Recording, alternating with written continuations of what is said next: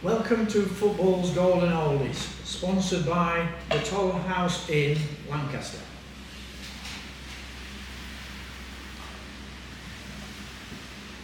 This might be the greatest story of British sport, the agony and the ecstasy. His story to me is sensitive, benevolent and humble in a way that the life story of a modern player could never be, and I hope you enjoy it. Bobby had two great pillars in his life, his wife Norma and Manchester United.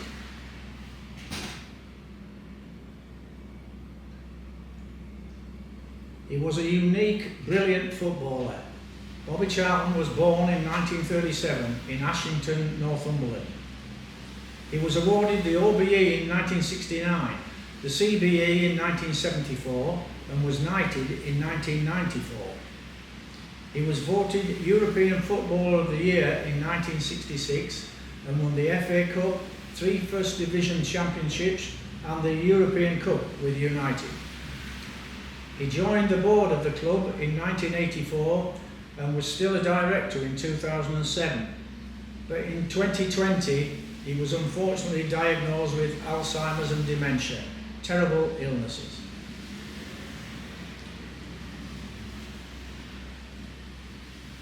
The Milburn family.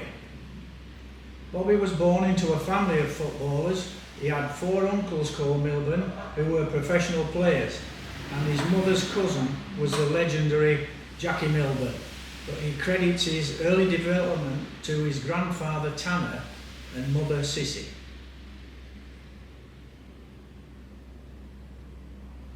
Bobby and brother Jack were avid Newcastle fans. They would catch the bus, get pie and chips at the Haymarket bus station and then walk up the hill to St James's Park, and depending on who was playing determined where they stood in the stadium. A great goalkeeper like Bert Williams of Wolves or Bert Troutman and they would stand behind the goal, but if Stanley Matthews or Tom Finney were playing it would be near the corner flag. Bobby said, "Even in the longest football life there are a few times you see something that changes your view of the game, puts it into another dimension. Tottenham Hotspur had this effect on me when they brought their championship winning side to Newcastle, and I didn't realise a team could be so well organised, so filled with coherence in their passing and smooth in attack."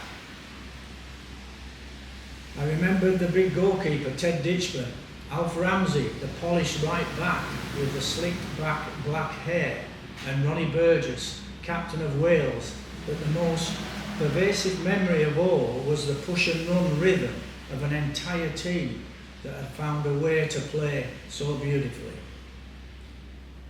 Len Shackleton was another who went beyond what I thought possible on a football pitch. He was the master of putting spin on the ball, and he understood the public view of football. So a match was a show that demanded a certainty of effort, imagination and skill to entertain spectators who walked down the pit or in the shipyards. And one thing that Shaq would not tolerate was indifference on the part of those who were paid to play, and he was harshly vociferous to those miscreants.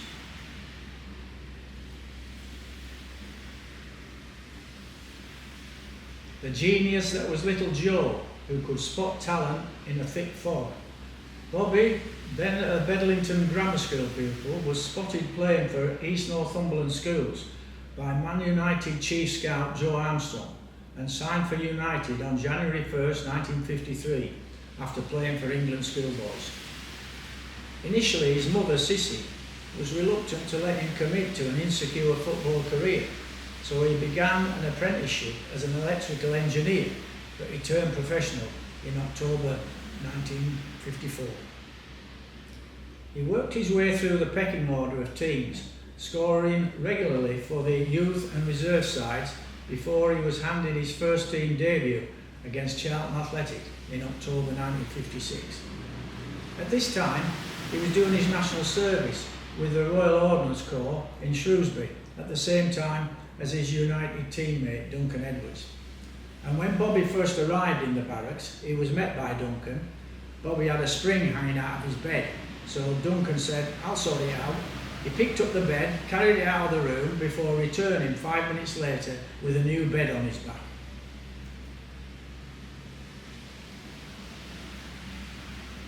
A new life beckons. When the train came to a halt in Exchange Station, Bobby looked out and saw the black buildings and said to himself, "Well, Bobby, this is your adventure starting, and who knows what will happen." Jimmy Murphy met me and we travelled to my lodgings in Birch Avenue, where Jimmy made it clear that quite a lot of what was going to happen was because of Jimmy Murphy himself. He would be the most persistent and profound football influence I would ever know, and one of his sayings was imprinted on my subconscious. "Bobby, in all my time in football, I never saw a player suffer a heart attack because he worked too hard." One by one, his new teammates introduced themselves. The great Duncan Edwards, Jackie Blanchflower, Mark Jones, Tommy Taylor, David Pegg, Liam Whelan, Alan Rhodes, a fullback in the youth team, and two goalkeepers, Gordon Clayton and Tony Hawksworth, and he was granted automatic membership of the gang, spending all their time together. A perfect scenario for team building. Bobby thought he had found paradise, and some years later, the football correspondent of the Times, Geoffrey Green, said to him, "Bobby, when you're doing something you love in the company of people you love, every day is Christmas Day."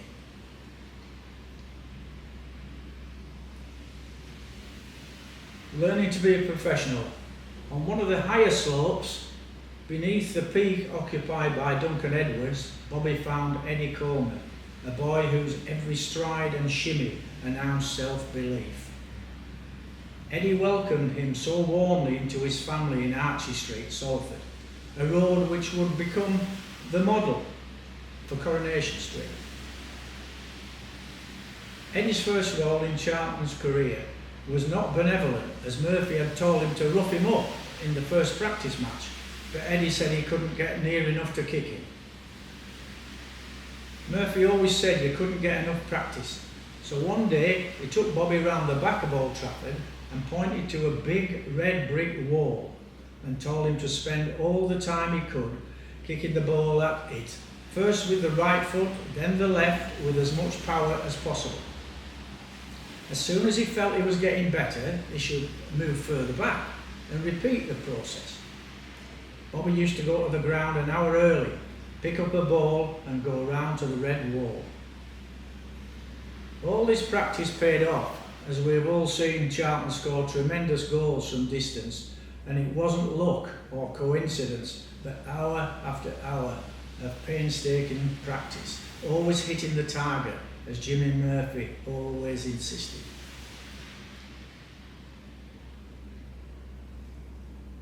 The fulfilment of a dream.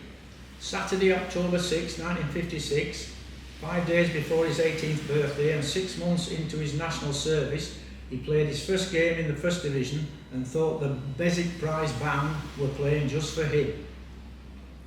Compared to today's Old Trafford, the pitch that welcomed Charlton was in the middle of a football shantytown.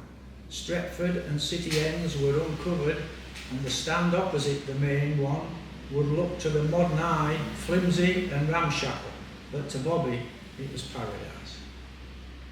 The exhilaration he felt as he took his place alongside Billy Whelan and Dennis Viler in the absence of his admired friend Tommy Taylor was combined with a flicker of apprehension. Bobby, who had missed 3 weeks with a swollen ankle, at this time thought about his injury and how it can shorten anyone's career, as his good friend John Doherty, a talented ball player, found out, and Wilf McGuinness, whose career was ended by a broken leg. He didn't sleep at all the night before the game, not a wink. He played the Charlton Athletic game in his head over and over, visualising every possibility between glory and shame. Charlton Athletic went ahead midway through the first half. Johnny Berry equalised before Bobby scored in the 32nd and 37th minute, and he should have had a hat-trick, missing an easy chance. A taxi was waiting to take him to the BBC studios in the city centre. And Matt Busby said, "Bobby lad, these are things you'll have to do. It's what happens when you are a football star."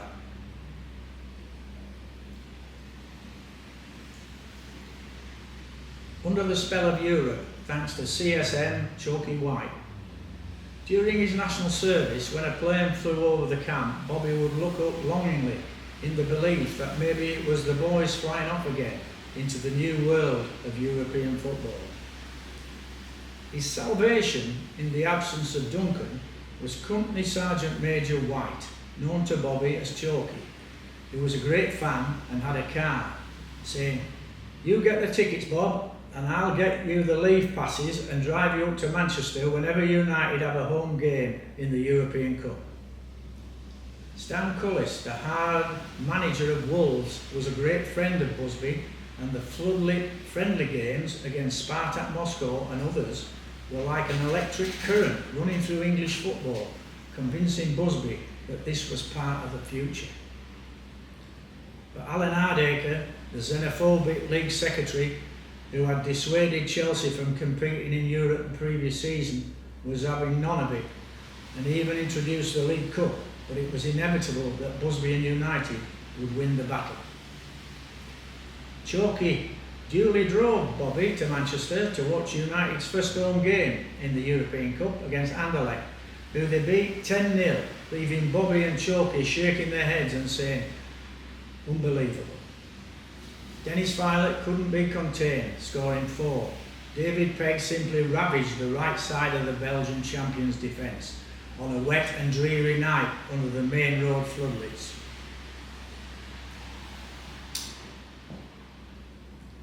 Disturbingly prophetic. After dispatching Borussia Dortmund, United had a trip to northern Spain where Bilbao, the Spanish champions, won 5-3. Although the passionate crowd was stunned by United's resistance. After the game, there were pictures, disturbingly prophetic, it would turn out, of the United lads clearing snow away from the wings of the plane before they could return to England. Chalky again pointed his car in the direction of Manchester, where United needed to win 3-0 to progress. Violet scored after 43 minutes. Taylor added a second after 72 minutes and made the third for Johnny Berry after 84 minutes. United were through to the next round, and we can only guess at the reactions of Hardacre, the man who had tried so hard to slam the door on Europe, who was quoted as saying to a bus full of club chairmen, "I wouldn't hang a dog on the word of a professional footballer." Bobby travelled to Madrid for the semi-final tie in case of injury, and saw Real, who were on £350 a man to reach the final, more than half a season's wages for the United lads, win 3-1. Bobby had never seen such complete footballer as Di Stefano. Most players react to a situation on the field, but with Di Stefano, it was as though he had worked things out beforehand. Bobby replaced the injured Dennis Violet for the home leg on April 25th, 1957, and Taylor scored in the 60th minute, with Bobby finding the net after 85 minutes to make it 2-2. When a Madrid player went down injured, Duncan Edwards thought he was feigning injury, so he picked him up and carried him off the field. The big man still thought United could win. As the players came out of the shower, Eddie Coleman was the young philosopher saying, "Well boys, we've had a hell of a ride."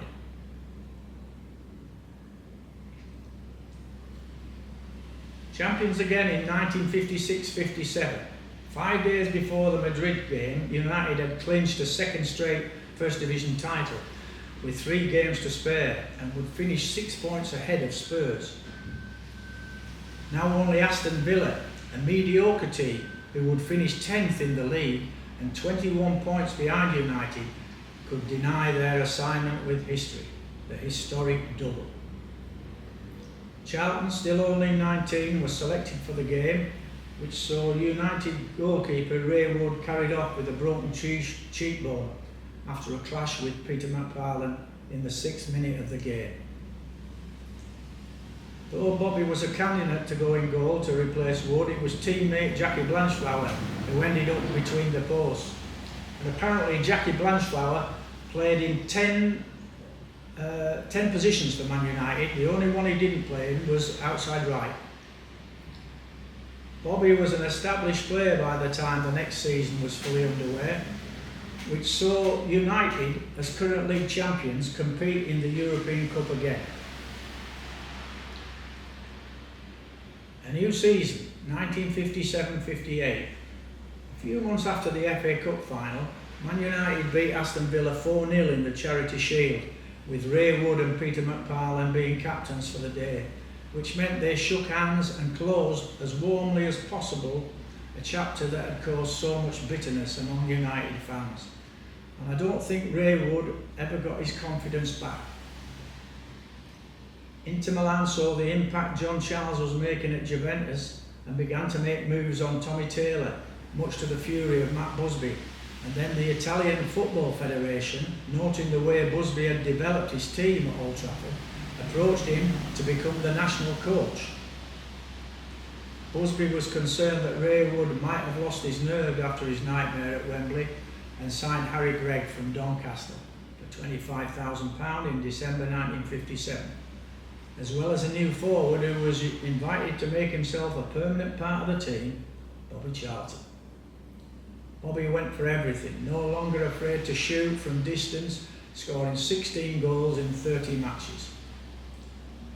At last the club had given Bobby a reason to believe that he wasn't just there to fill in for established stars like Violet and Whelan, and this response justified the faith that Busby and Murphy had always had in him. Going into the Highbury game, Busby had a choice, a fully fit Whelan or Bobby, and when he announced the team, Bobby had earned the Busby nod of approval in his own right after scoring 9 goals in 10 matches.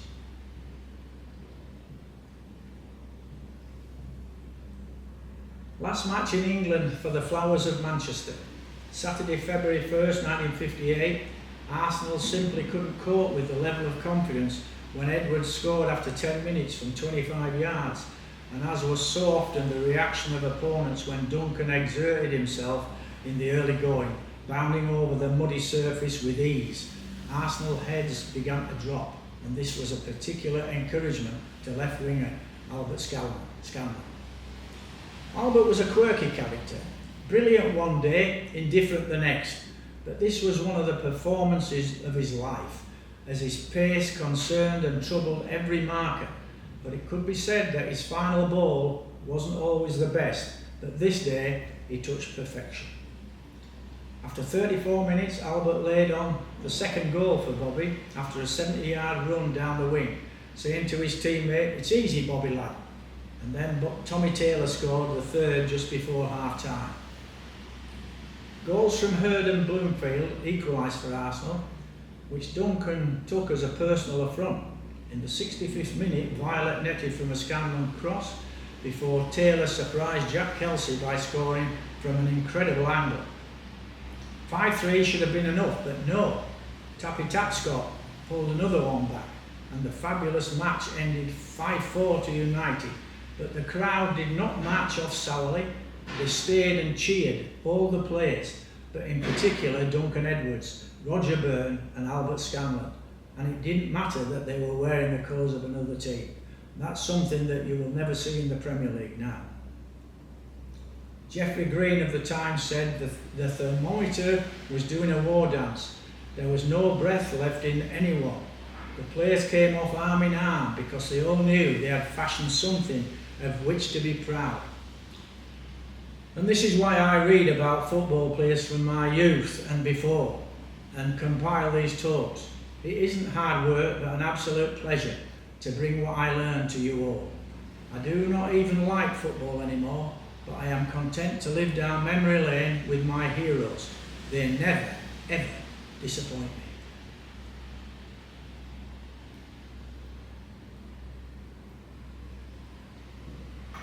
Just look at this pitch. It reminds me of local games in Lancaster. We used to play in any... Europe awaits despite opposition from the football authorities. United had made progress in 1957, reaching the semi-finals where they lost to holders Real Madrid, but their reputation was further enhanced the next season as they reached the quarter-finals to play Red Star Belgrade. In the first leg at home, United won 2-1, and the return in Yugoslavia saw Charlton score twice as they stormed 3-0 ahead, although the hosts came back to earn a creditable 3-3 draw. However, United maintained their aggregate lead to reach the last four and were in jubilant mood as they left to catch their flight home, thinking of an important league game against Wolves at the weekend. And that pitch looks like local pitches on Rylands Park or on Arnside. Terrible. A disastrous crash. The flight home from Zemun Airport stopped in Munich to refuel, where wintry showers had taken hold, leading to 2 aborted takeoffs. The team were back in the terminal for barely 10 minutes before the call to board again was made and passengers began to feel nervous, making Charlton and Violet swap places with Tommy Taylor and David Pegg, who wanted to sit at the rear of the plane for safety, and that undoubtedly saved their lives. The plane clipped a fence and a wing tore through a nearby house, setting it alight. The wing and part of the tail came off, hitting a tree and a wooden hut before they came to a halt. It had been cut in half. Harry Gregg tried to help the appallingly injured Busby and Blanchflower and was relieved to see Charlton Violet, who he had presumed dead, had got out of their detached seats and were looking at the wreckage. Their detached seat were 50 to 100 yards away from the plane. Dennis Violet recalled standing in the snow with his jacket ripped off and no shoes on his feet, turning to Bobby and saying, "Have we crashed, Bob?" When he tells his story, he always laughs. A laugh and a smile were never far away from Dennis Violet's face. Bobby was the first injured survivor to leave hospital, arriving back in England on February 14th, 1958, to convalesce back in Ashington. The top photo is the first funeral, Eddie Coleman, whose pet dog had waited each day on the corner of the street, but when the coffin finally arrived, he immediately ran to sit beside it. Heartbreaking.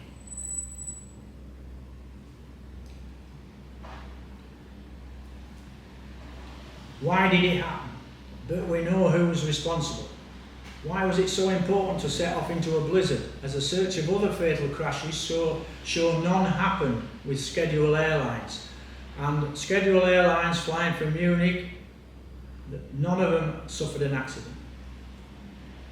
Was it because Matt Busby had to fulfil a deadline set by the Football League, and in particular Alan Hardacre, the despicable secretary? Hardacre here pictured, and he's pictured up there with the president of the Football League. If Manchester United had used scheduled air flights, this tragedy would most likely never have happened. Hardacre was known for his xenophobia and insular thinking, and it was his decision to boycott Chelsea's attempt to enter the first ever European Cup competition in 1955 when acting secretary of the Football League. His understanding of dealing with football in Europe amounted to this quote of, there's 5 words there which he conveyed to a Times journalist, and I will not repeat this quote because it was all about colour and nationality, but you will no doubt find it on the Times archives. This quotation sums up Hardacre, who should never have had any influence whatsoever on football, never had a job as secretary of the Football League, and more importantly, his influence on a great football club like Manchester United was disastrous. Alan Hardacre is pictured in the top one with Joe Richard, who made Danny Blanchflower and his chauffeur eat in the kitchen with the cooks while he ate in the restaurant. He was conducting Danny's transfer from Barnsley to Aston Villa. and that was typical Joe Richards, a man living in the 1950s, but certainly from the Victorian era.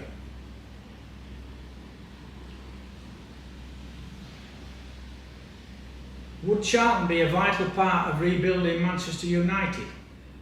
He spent some time kicking a ball around with local lads, and this famous photograph of him was taken. He was still only 20 years old, and yet he almost walked away from the game.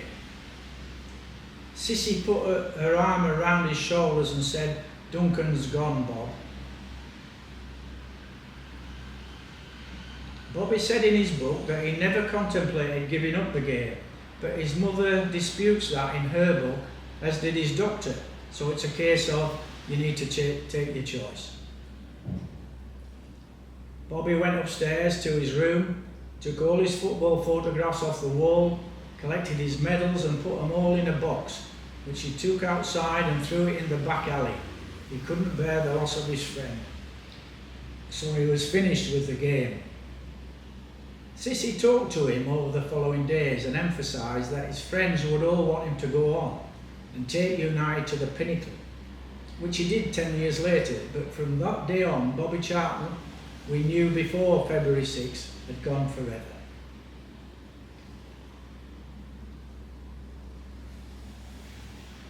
Second consecutive FA Cup final. Bobby spoke to Jimmy Murphy and decided to carry on, playing his first game in the FA Cup against West Brom on March the 1st, which ended in a draw, but United won the replay 1-0.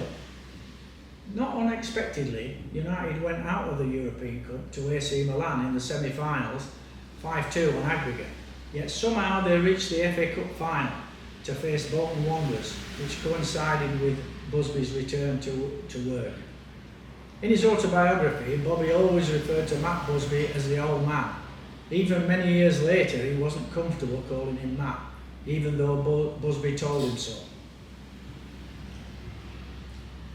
Matt's words could not inspire a side which was playing on a nation's goodwill and sentiment, and Nat Loftout scored twice in a 2-0 Bolton victory.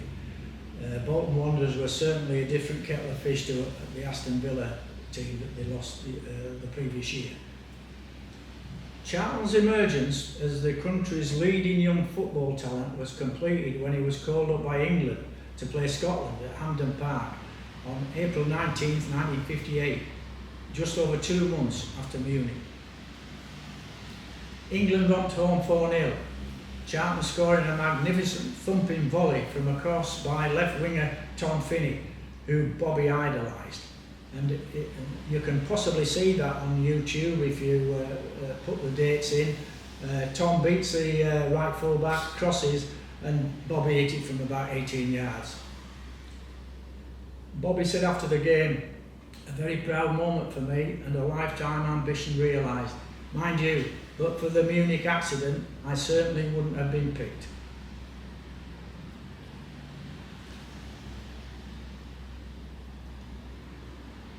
'58 World Cup finals. Bobby Charlton was selected for the squad, but did not play, although England played 4 different wingers. There we can see Bobby. And a few more familiar faces: Maurice Norman, Tom Finney, Brian Douglas, Billy Wright. England played USSR 2-2, Brazil 0-0, Austria 2-2, and in the playoff against Russia they lost 1-0. Tom Finney was injured in the first game and was on the sidelines for the rest of the tournament. Brian Douglas played 3 games, Alan Acourt played 3, and Peter Braybrooke won in the playoff. Just a pity they didn't take a chance with Bobby Charlton. The goalkeeper there was a terrific goalkeeper, broke his leg, and I vaguely remember playing against him when he made a comeback for Burnley A. I was playing for Blackburn Rovers A, and I vividly remember he didn't need to wash his kit after it, he was just plucking the shots out of the air. He was a terrific goalkeeper.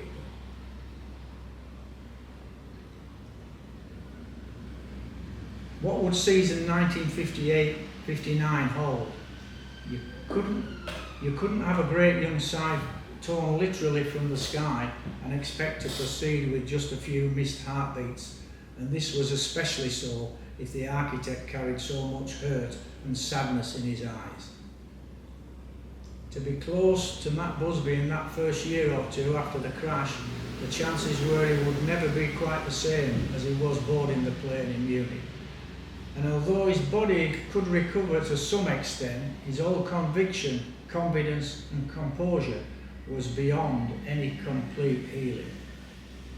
The first part of the campaign was survival, and Bobby scored 3 goals in defeating Chelsea 5-2 before beating Notts Forest 3-0 at the City Ground, where Bobby notched 2 and Albert Scanlon seemed healed and was brilliant again, but there were gaps in the team, physically and mentally. Wilf McGuinness, Bobby's great friend, was producing performances of such power and confidence that within weeks he had made the stunning arrival in the England team. No young player should have to run in the footsteps of Duncan Edwards in the shirt of Man United or England, but Wilf embraced the vision of United as a team who could not be snuffed out by the cruelty of Munich. The fact was that despite a run of victories, United were never going to catch Wolves, the eventual champions, and the second place finish, 6 points behind, was possibly papering over the cracks. Bobby would play 15 seasons after Munich, and although they won 2 league titles, a European Cup and an FA Cup, to me it wasn't enough to disguise the tragedy of Munich. What would that team have won? You could argue that forever. Maybe 3 consecutive titles, a first double and multiple European Cups. And remember, I never supported Man United, but they were robbed of those dreams by an embittered Yorkshireman, Alan Hardy.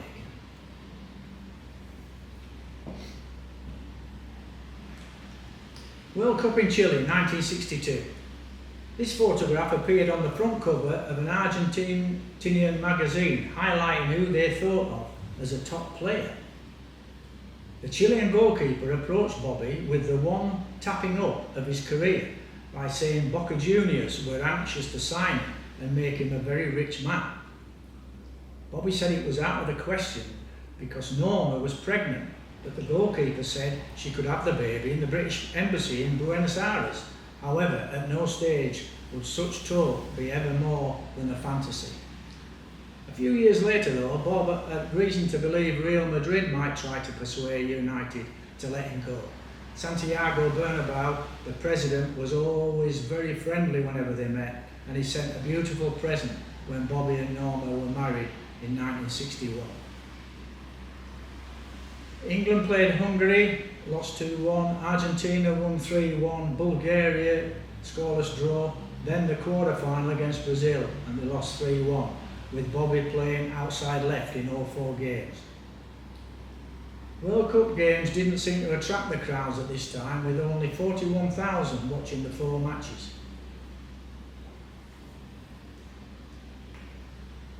I found a gold nugget in November 1962.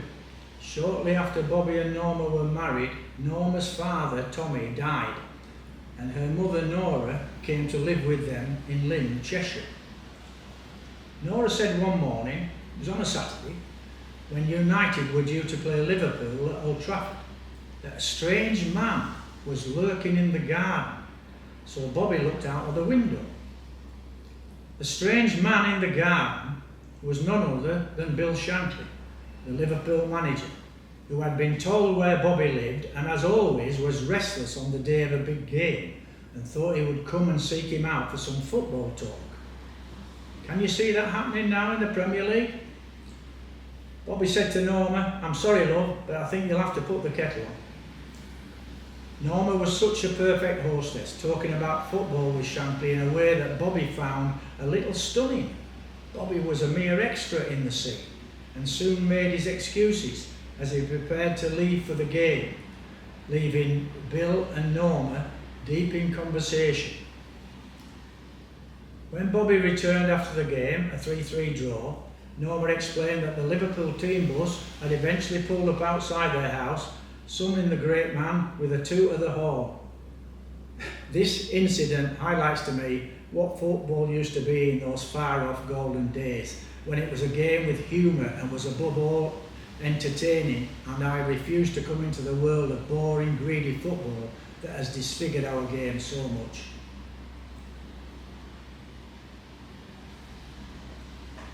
Success at last.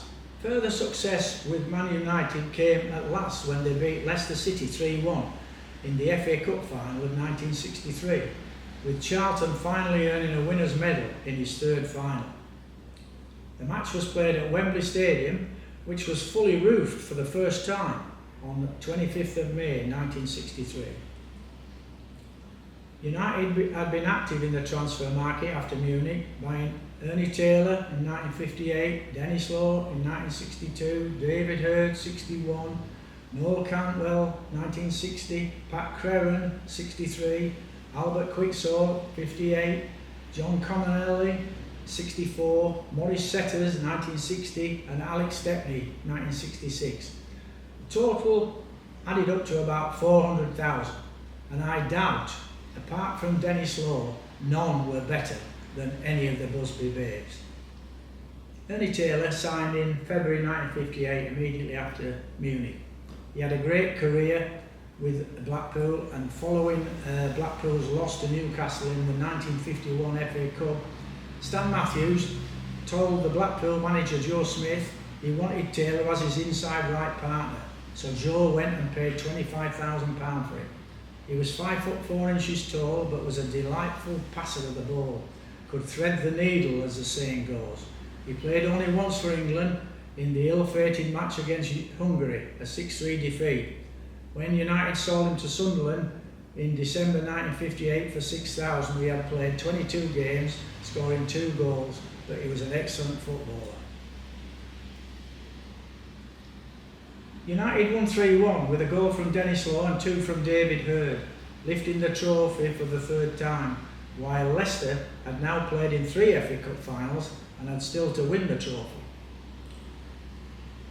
Busby's post-Munich rebuilding programme continued to progress with 2 championships in 65 and 67 before reaching the pinnacle of football, the European Cup final in 1968, 10 seasons after Munich. On a highly emotional night at Wembley, Bobby Charlton scored twice in a 4-1 win after extra time against Benfica, and as United captain lifted the trophy. George Best and Brian Kidd scored the other goals, and John Aston was unofficially named man of the match. And the team, playing 4-3-3, was Stepney, Brennan, Foulkes, Sadler, Dunn, Crerand, Charlton, Styles, Best, Aston and Kidd.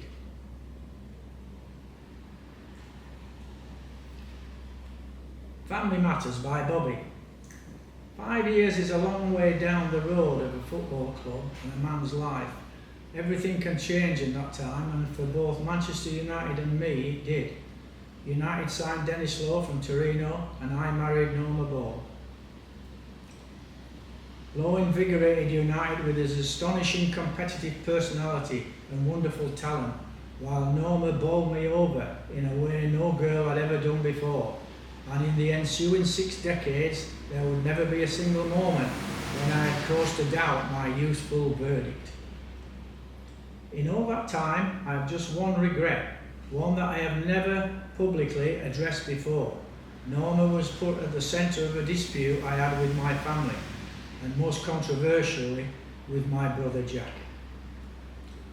Jack told the world, and confirmed it in his biography, that he believed it was Norma who drove a wedge between my mother Sissy and me. He said that my wife had airs and graces, indeed that she was hoity-toity. For the record, I reject that now in public as I have always done in private, and of course it is a great sadness that as my married life progressed, as Suzanne and Andrea grew up, the links with Ashington became frayed and strained. Now, as this is my own story, the priority for me is that With regard to Norma, the record is put straight. She has been a wonderful wife and mother, but I cannot shake the view that for some time she was badly treated by some members of my family. One of the criticisms of Norma that Jack heard publicly and I found most hurtful was that she put herself up above other people. It has never been so, and certainly not when she found herself in the company of characters like Jimmy Murphy and Bill Shankly. More Family Matters by Bobby. Where Jimmy Murphy was keen on having one of his sessions, Norma would also be invited to join him for a few drinks and would listen attentively to all his theories about football. Once I remember her saying, "Now, Mr. Murphy, what do you think of the 4-3-3 formation?" Of course, the old football man was charmed, which made me feel proud. For Jimmy, football was the centre of the world, and no question could have been more guaranteed to take any awkwardness out of the situation of a young woman being drawn into the alien world of football talk, fueled by beer and whiskey, or if you were unlucky, Matthias Rosé. Unless you are a very odd sort of person, you do not go to ask your mother if you may marry someone. It started badly, and I'm afraid the frost never thawed. Even when our daughters came along, the relationship refused to get better, with an added difficulty that Jack not only took my mother's side, but also went public with criticism of my wife, which I found quite unacceptable, and I told him so. I was critical of Jack publicly when, while we were still players, he announced on television that he had a little black book which listed the names of opponents he intended to get even with on the field. Did that show occasionally he can be too impetuous, too eager to speak, to lash out before thinking through a problem? The tragedy for me was that in the end my mother could not give me what I wanted most. She couldn't love my wife. She never accepted Norma for what she has always been, the shining light of my life.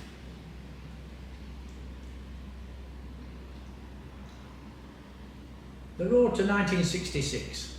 Two great friends there, James Peter Greaves and Bobby Charlton. By now, England were coached by Alf Ramsey, who had gained sole control of recruitment and team selection from the Football Association.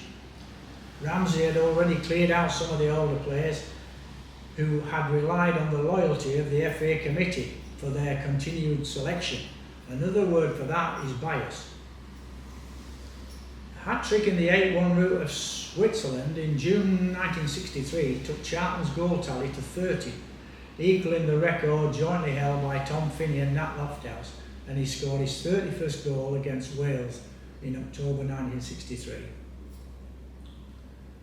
Bobby's role was developing from the traditional inside forward to what today would be termed an attacking midfield player, with Ramsey planning to build a team for the 1966 World Cup around him.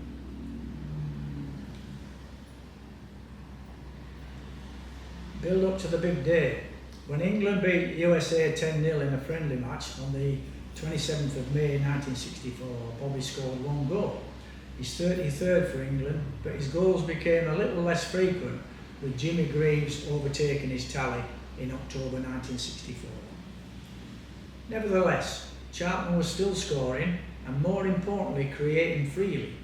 And as the tournament was about to start, he was expected to become one of its stars and galvanise his established reputation as one of the world's best footballers, which he undoubtedly did. England drew the opening game of the tournament 0-0 with Uruguay, who seemed to have no intention of venturing into England's half. Then Mexico, where Bobby scored in a 2-0 victory with a sensational goal that brought the tournament to life as far as England were concerned. Terry Payne, who played at outside right in this game, said, "Bobby Charlton's goal was the best England goal I ever saw," and many other observers felt exactly the same way. A 2-0 victory over France followed, with Jimmy Greaves sustaining an injury from a clash with Joseph Bonnell, which put him out of the competition. but England qualified for the quarter-finals and excitement was building now.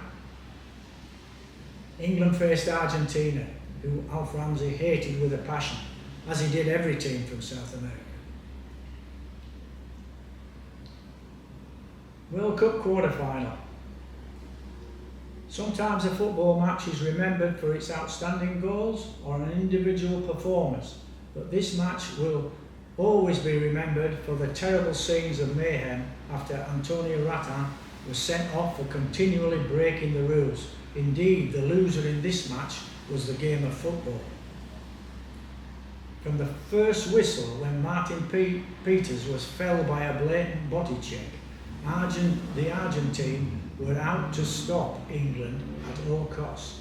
Pushing, jostling, chopping, holding and tripping was the order of the day, as the West German referee, Kleitling, struggled to keep a grip on the proceedings. It seems a crying shame that Argentina, who was so talented, had to resort to tactics like this, but it's in their DNA.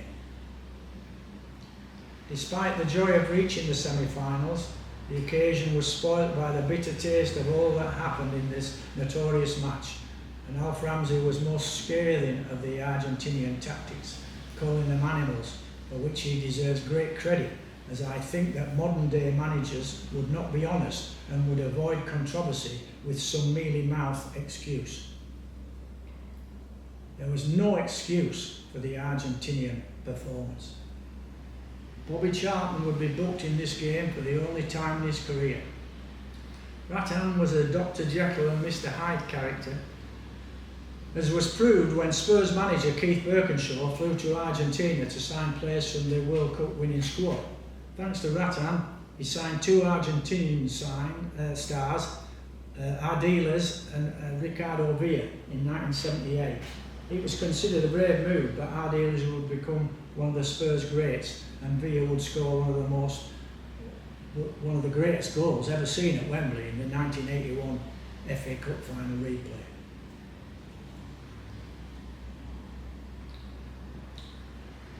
World Cup semi-final. Before the game against Portugal, it was decided to man-mark Eusebio, and Nobby Stiles was given the job. When Alf said to him, "Norbert, I want you to mark Eusebio," to which Nobby replied, "Just for this game or permanently?" This game against Portugal was one of the Bobby's most important and impressive games for England, and he opened the scoring with a crisp finish before scoring a second, with a sweetly struck shot after a pass from Hurst. A penalty by Eusebio brought the game back to 2-1, but England survived the final minutes and were through to face West Germany. Eusebio, one of the world's greatest players, left the field in tears as he was overcome by emotion, but this game would stay long in the memory, a complete contrast to the debacle of Argentina. Brian Glanville in the Sunday Times said it was Bobby Charlton's best showing in an England shirt.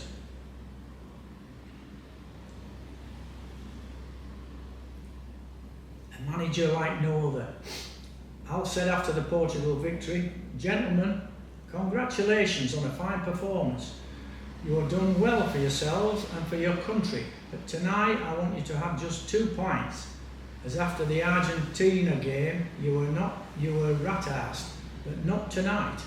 You have a World Cup to win, and when you do, I will make sure you are then permanently pissed."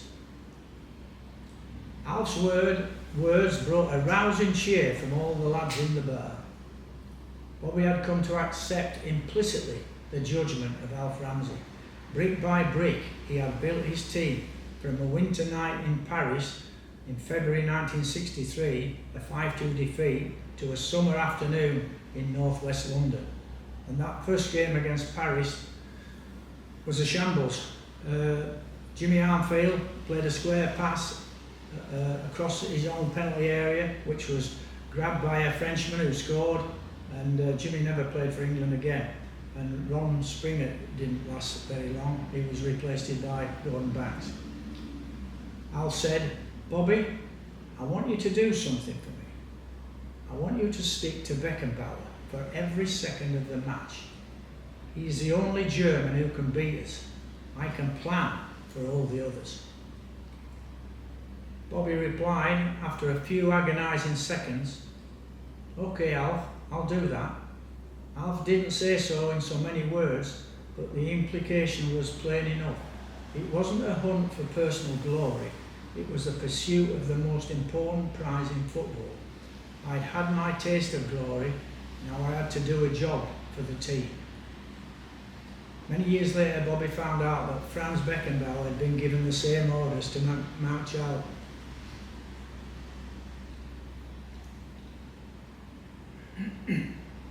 England's only World Cup victory in 93 years. The World Cup winning side had never been behind in the final, but England were after 13 minutes when Haller scored for Germany. But 6 minutes later, Moore took a quick free kick and Hurst equalised.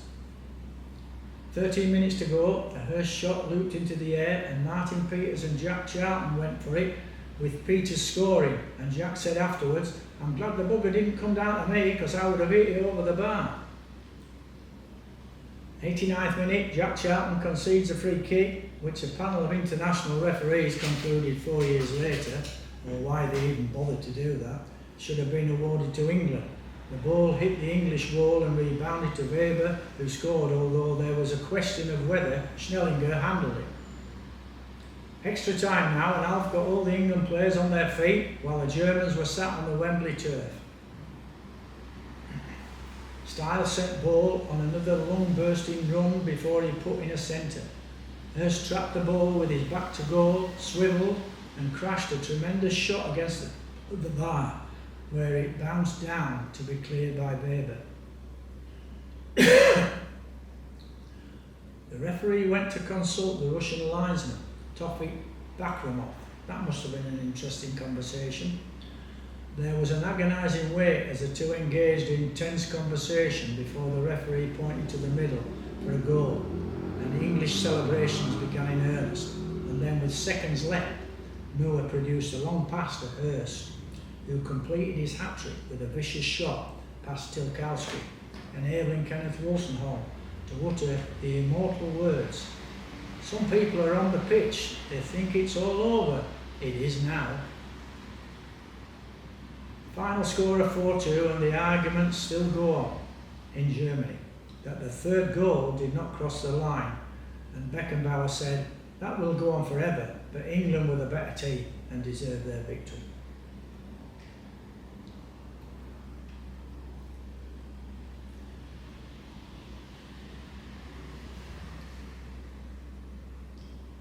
Here we see the teams lining up.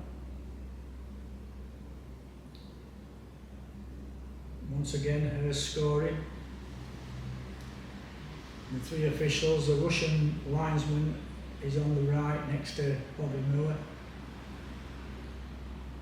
And we'll never say that that ball went over the line or didn't go over the line. It was, Bobby said, it has all been there from the moment Bobby Moore walked up to receive the trophy from the Queen. It has lain in the vision and strength of Alf Ramsey, who was so shabbily treated by the men for whom he so brilliantly accomplished the greatest task they set him. Today, when the administration of world football has to remake itself under the shadow of corruption, when the deepest values of the game are under siege, Alf remains the great hero of the story. He's still the diamond shining in the leaves.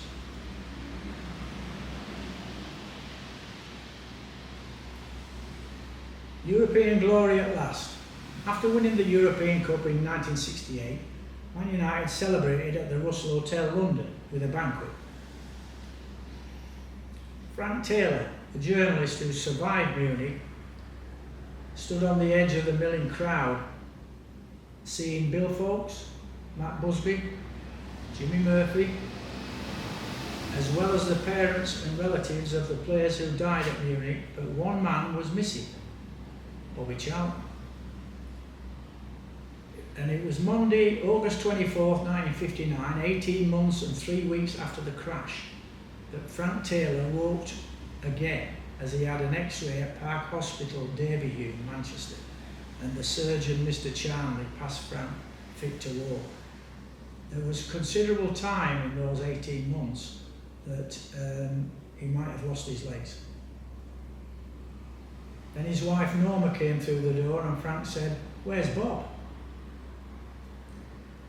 For a second Norma looked embarrassed before whispering in Frank's ear, "It's all been a bit too much for Bobby. He's just too tired physically and emotionally to face up to all this. He couldn't take it, with strangers coming up and slapping him on the back and telling him what a wonderful night it is. He's remembering his 8 friends who can't be here tonight." While the champagne flowed and there was laughter and singing, Bobby Charlton was in his bed, wiping away the flowing tears, wishing that Roger Byrne, Duncan Edwards, Tommy Taylor, Liam Whelan, Eddie Coleman, David Pegg, Mark Jones and Jeff Bent could have been here to share the happy ending to the Munich story. I've said many times that the lad who was the life and soul of the party, he was known as Happy Harry before February 1958, was never the same after the disaster, but he became a truly great player.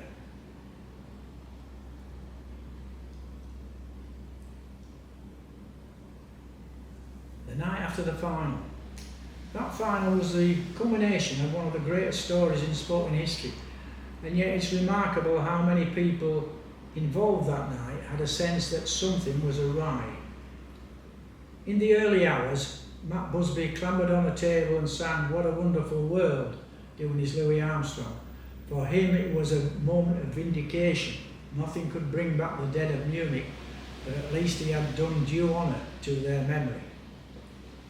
Bobby Charlton wasn't the only one who wasn't there. As I mentioned previously, Best might have scored a sublime goal, but what he later described as the greatest night of my football career, but one of the most unsatisfying. He had been kicked incessantly, and his relentlessness helped create the space for John Aston to have the game of his life. But that wasn't enough for Best, who felt he needed to be the key presence in any game he played. George Best, amid the laughter and celebration, felt a sense that he didn't belong. So he returned to his room, packed away his medal, got changed, took a taxi to a flat in Chelsea belonging to his girlfriend at the time, scriptwriter Jackie Glass, and for the first time in his life got properly drunk to the point of passing out. So drunk he had no memory of the game. Best later said, "It should have been the start of something wonderful and beautiful, but it was the beginning of the end."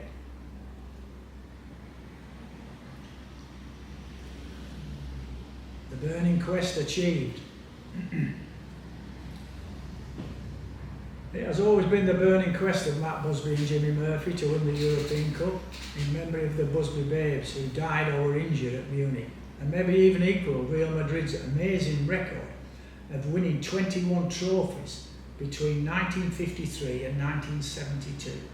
6 European Cups, 2 Copa del Rey Cups, and 13 La Liga Championships. 19 years of wonderful football. In 15 years, Charlton's years, after Munich, Man United won 4 trophies, 1 FA Cup, 2 Championships and 1 European Cup. A meagre return to what could and should have been.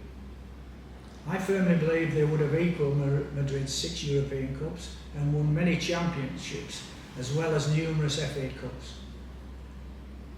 They could even have broken the record set by Huddersfield Town and Arsenal of 3 consecutive championships, and they would have undoubtedly won the double, maybe even before Tottenham.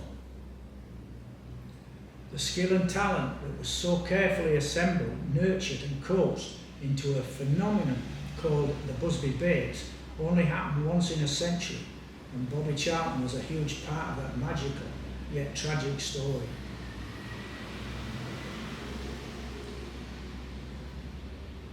July 21st, 1968, United and City meet at the other Old Trafford. In front of 15,000 fans, in aid of Ken Higgs' testimonial, 4 shillings admission that raised £2,000 for Ken. City scored 168 in 16 overs with Francis Lee 36, Ken Mulhern 35 and Neil Young 21 top scorers. United replied with 79 in 28 overs with opening bat and top scorer Jack Crompton scoring 15 not out. But that was a labour of love, and only David Sadler with 11 reached double figures. Mike Summerby and George Best were great friends. George was best man when Mike got married, and they can be seen in the photograph joking about Summerby wearing black socks. The friendship didn't stop Best bowling Summerby for 6. Francis Lee was an accomplished cricketer who had played in the Lancashire League, and he top scored before being caught by Wilf McGuinness off the bowling of Bobby Charlton.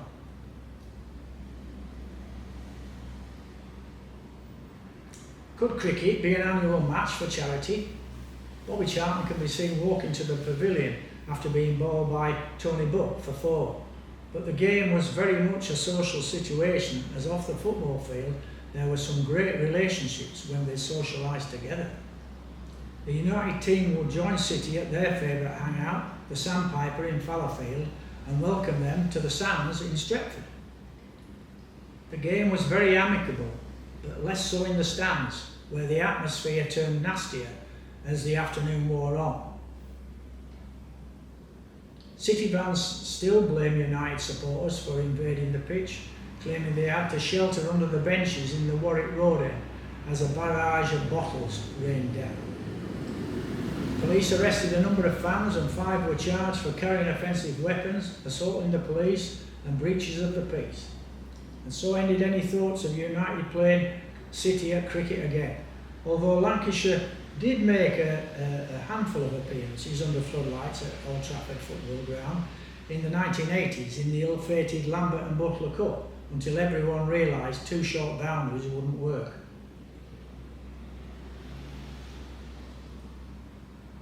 Build up to the 1970 World Cup. Charlton's inevitable selection for the tournament by Alf Ramsey made him the first and only England player to feature in 4 World Cup squads. But before the tournament began, he was involved in the Bogota bracelet incident when he and Bobby Moore were accused of stealing a bracelet. Moore was later arrested, detained for 4 days before being granted a conditional release, while Charlton was not arrested. In the group stages, England beat Romania 1-0, Czechoslovakia 1-0 before losing to Brazil 1-0. England faced West Germany in the quarter-finals in Lyon in front of 23,000 fans, and with England leading 2-0 in the second half, Alf Ramsey substituted Charlton and Peters, replacing them with Colin Bell and Norman Hunter. After 70 minutes, Beckenbauer hit a low cross that deceived Bonetti to nestle in the corner of the net. 12 minutes later, Sealer connected with a back header and the ball looped over a badly positioned Bonetti. Extra time, Grabowski beat Cooper for pace and crossed a deep ball that was headed back into the middle by Lohr, and Bonetti, who was chasing shadows, couldn't prevent Muller giving Germany a 3-2 lead that took them through into the semi-finals. Bonetti was brought into the team in place of Gordon Banks, who had severe food poisoning, and there was many rumours at the time that he'd been poisoned intentionally. Received a great deal of criticism for his performance and never played for England again. What is great? We all have our own ideas what makes a player great, but Jimmy Murphy said this: the sports writers and television reporters use the word great when describing a soccer player far too often. Tom Finney was great, so was Alex James, so was John Charles, and so was Duncan Edwards. But great players occur perhaps once in a couple of decades, if you are very, very fortunate. By my definition of a great player is one who not only has abundant talent and skill, but who motivates every other member of the team. When you have a truly great player, you start with him and then build the rest of the team around him. And that's what made the loss of Duncan such a savage one. You could play him anywhere and he would have done the job. Let's look at the teams we support and identify a player that fits the description that Jimmy Murphy just described. Spurs certainly don't have one, and they most likely haven't had one since the 1960, when Danny Blanchflower, John White and Dave Mackay influenced everyone on the pitch.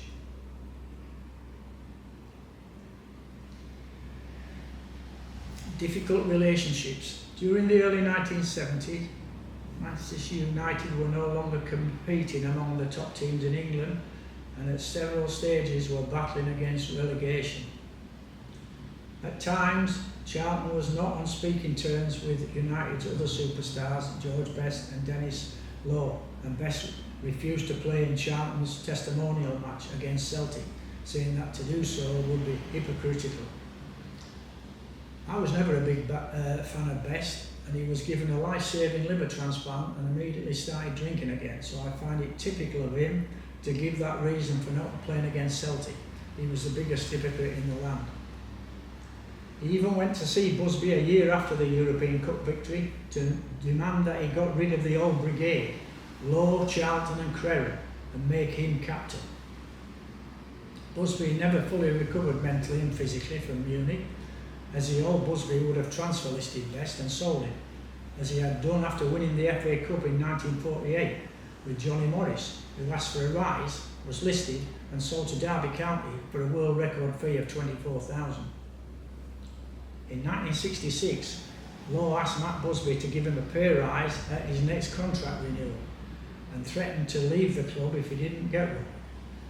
Busby immediately placed Lowe on the transfer list, announcing that no player will hold this club to ransom. No player. When Lowe went to see him, Busby pulled out a written apology for him to sign, showing it to the press once he had done so.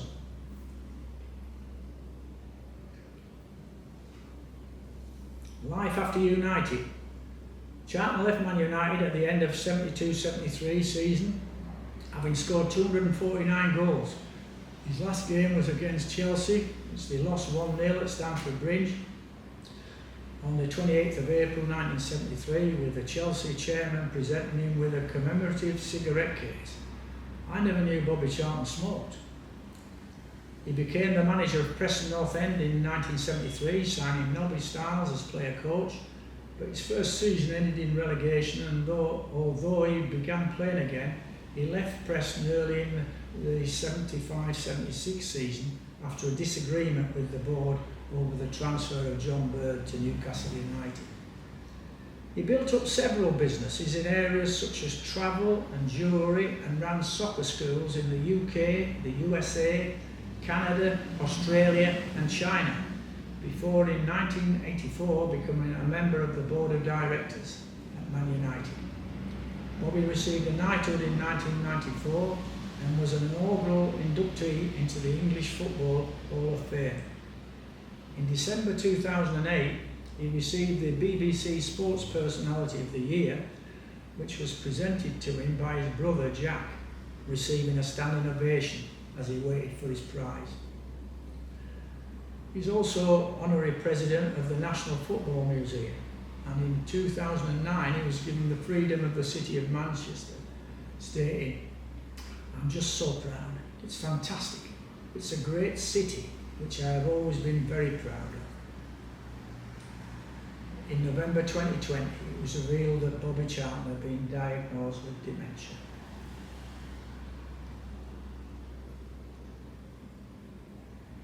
I thought Bobby was electrifying, but what did others think? Sir Matt Busby said he was as near perfection as a man and a player as it is possible to be. Eusebio, he had a grace and a change of pace and a strike of lightning. Both change of pace and from his boots, the power in his shooting was immense. Dennis Law, what a pleasure to play alongside him. I don't think I've seen anybody who could beat players as easily as him, myself included. I often use my pace, but Bobby made it look effortless, and once he got within 30 yards of goal, he was lethal with either foot. Because he played a lot on the left, many people assume he was a natural left footer, but I don't think he was. He was just as good with both feet. Jimmy Graves, what a fantastic player, a wonderful player, what a cross of the ball. When Bobby was on that left wing in particular, he knew where I would be. I wasn't at the far post, mainly the near post. I would nip in, be lucky and score. So we knew each other's game. Sir Robert had probably one of the strongest shots in the game at that particular time, with that heavy ball and the old-fashioned boots. Michel Platini, I think he just epitomises Manchester United. He was one of the best players there's ever been, and is someone who is humble, approachable, and who oozes class. He's a great person to know, and he's someone who has inspired me and helped me throughout my career.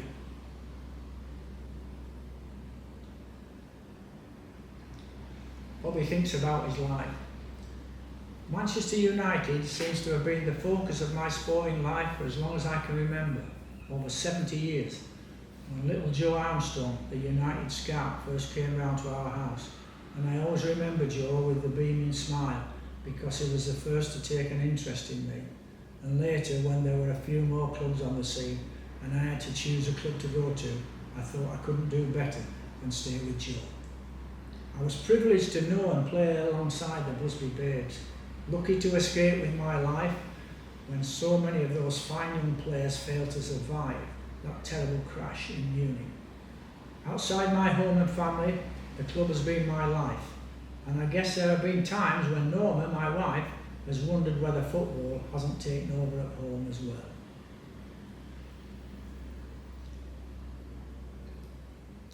Almost the last word, I promise.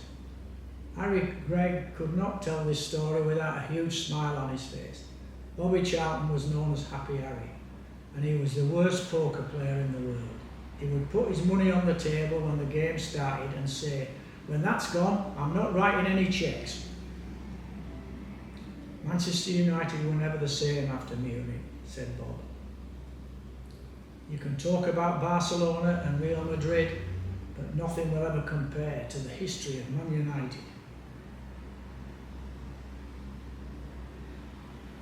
I got so much pleasure out of researching the story of Bobby Charlton, and I hope you all enjoyed it. Now some extra time.